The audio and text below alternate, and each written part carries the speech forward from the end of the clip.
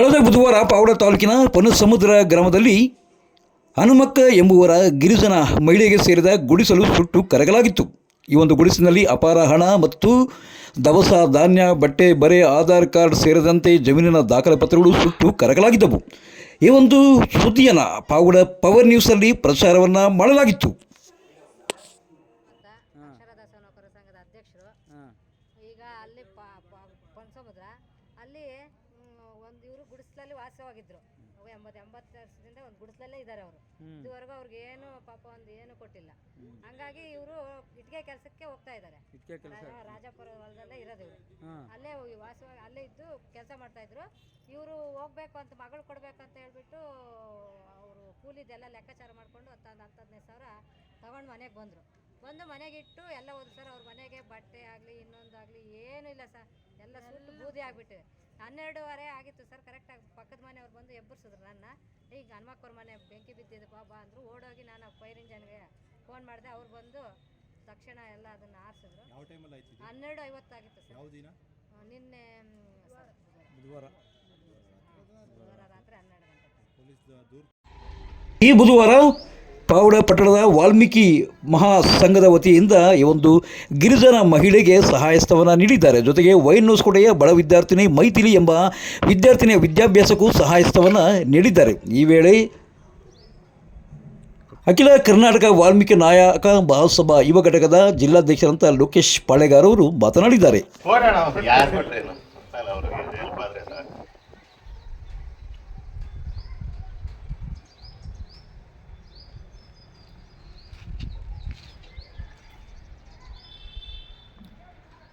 Okay sir, మీ పేరు? ಪಾಳೆಗಾರ್ ಲೋಕೇಶ್. ಪಾವಗಡ ತಾಲೂಕು ವಾಲ್ಮೀಕಿ ಸಮುದಾಯದ ವತಿಯಿಂದ ಮತ್ತು ಪಾವಗಡ ತಾಲೂಕು ವಾಲ್ಮೀಕಿ ಜಾಗೃತಿ ವೇದಿಕೆ, ಪಾವಗಡ ಪಟ್ಟಣ ವಾಲ್ಮೀಕಿ ಯುವಕ ಸಂಘ, ಕರ್ನಾಟಕ ರಕ್ಷಣಾ ವೇದಿಕೆ ಸೇರಿಕೊಂಡು ಈ ಒಂದಿನ ಪಾವಗಡ ಪಟ್ಟಣದ ಕುಮಾರಸ್ವಾಮಿ ಬಡಾವಣೆಯಲ್ಲಿರುವ ವಾಲ್ಮೀಕಿ ದೇವಸ್ಥಾನದ ಆವರಣದಲ್ಲಿ ಈ ಒಂದು ವಾಲ್ಮೀಕಿ ಸಮುದಾಯದ ಕಡು ಬಡತನದಲ್ಲಿ ಗುಡಿಸಲಲ್ಲಿ ವಾಸಿಸ್ತಕ್ಕಂಥ ಪನಸಮುದ್ರ ಗ್ರಾಮದ ನಮ್ಮ ಸಮುದಾಯದ ಬಂಧುಗಳ ಗುಡಿಸಲು ಸಂಪೂರ್ಣವಾಗಿ ಸುಟ್ಟು ಹೋಗಿದ್ದು, ಆ ಒಂದು ಕುಟುಂಬಕ್ಕೆ ಇವತ್ತೇನನ್ನು ಸಹ ಬಟ್ಟೆ ಮತ್ತು ದವಸ ಧಾನ್ಯ ಮತ್ತು ಪಾತ್ರೆ ಸಾಮಾನುಗಳು ಏನು ಇಲ್ದಂಗೆ ಸಂಪೂರ್ಣವಾಗಿ 100% ಗುಡಿಸಲು ಸುಟ್ಟೋಗಿರ್ತತೆ. ಪ್ರಸ್ತುತ ಇವಾಗ ಅವ್ರ ಜೀವನ ಮಾಡೋದಕ್ಕೆ ಏನು ಬೇಕೋ ಅಷ್ಟು ರೇಷನ್ನು ಮತ್ತು ಪಾತ್ರೆ ಸಾಮಾನು, ಸಮವಸ್ತ್ರವನ್ನು ಈ ಒಂದು ವಾಲ್ಮೀಕಿ ಸಮಾಜದ ವತಿಯಿಂದ ನೀಡ್ತಾ ಇದ್ದೇವೆ.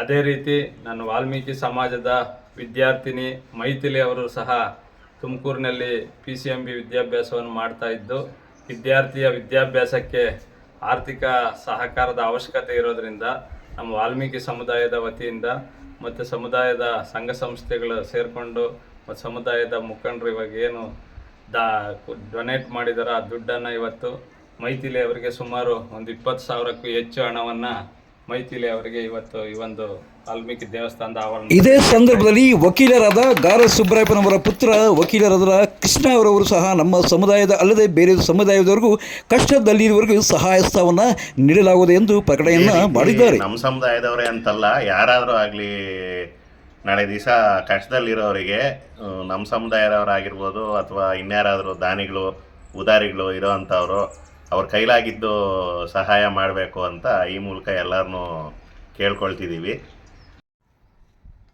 ಏನು ಈ ಒಂದು ಕಾರ್ಯಕ್ರಮದಲ್ಲಿ ವಾಲ್ಮೀಕಿ ಸಮುದಾಯದ ಸಂಘ ಸಂಸ್ಥೆಗಳ ಮುಖಂಡರಾದ ಭಾಸ್ಕರ್ ನಾಯ್ಕ, ಹರ್ಷ ನರ್ಸಿಂಗ್ ಹೋಮ್ನ ಈರಣ್ಣ, ಕನ್ನಂಬೇಡಿ ಸುರೇಶ್, ಟೈಲರ್ ನಾರಾಯಣಪ್ಪ, ಆಟೋ ಸತ್ಯಪ್ರಕಾಶ್, ಕರವೇ ನಾಗೇಂದ್ರ, ಸತೀಶ್ ನಾಯ್ಕ, ವಕೀಲರಾದ ಹನುಮಂತರಾಯ, ಅಕ್ಷರದಾಸೋಹ ನೌಕರ ಸಂಘದ ಜಿಲ್ಲಾಧ್ಯಕ್ಷೆ ಕೆಂಚಮ್ಮ ಮತ್ತಿತರರು ಹಾಜರಿದ್ದರು.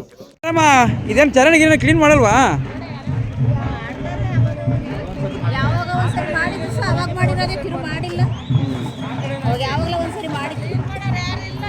ಮಾಡಲ್ಲ, ಯಾರು ಮಾಡಲ್ಲ.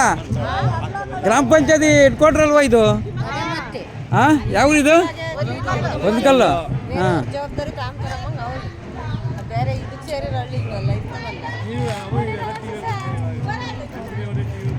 ಮದನಕಲ್ಲು ಗ್ರಾಮದಲ್ಲಿ ಚರಂಡಿ ಕ್ಲೀನ್ ಮಾಡೋರೇ ಇಲ್ವಂತೆ. ವಾರಕ್ಕೊಮ್ಮೆ ಆದರೂ ನೀರೇ ನೀರು ಬರ್ತಾವ, ನೀರು ಬಿಡ್ತಾರ. ಪಾವಗಡ ಪವರ್ ನ್ಯೂಸ್ಗೆ ಮಾಹಿತಿಯನ್ನು ಹಂಚಿಕೊಂಡಿದ್ದಾರೆ. ನೀರು ಬಿಟ್ಟ ಇಲ್ಲ? ಹಾಂ, ಎಷ್ಟಿದಾವೆ ನೀರಿನ ಟ್ಯಾಂಕಿಗಳು? ಎಷ್ಟಿದಾವೆ ಇಲ್ಲಿ ಊರಲ್ಲಿ? ಒಂದೇನಾ?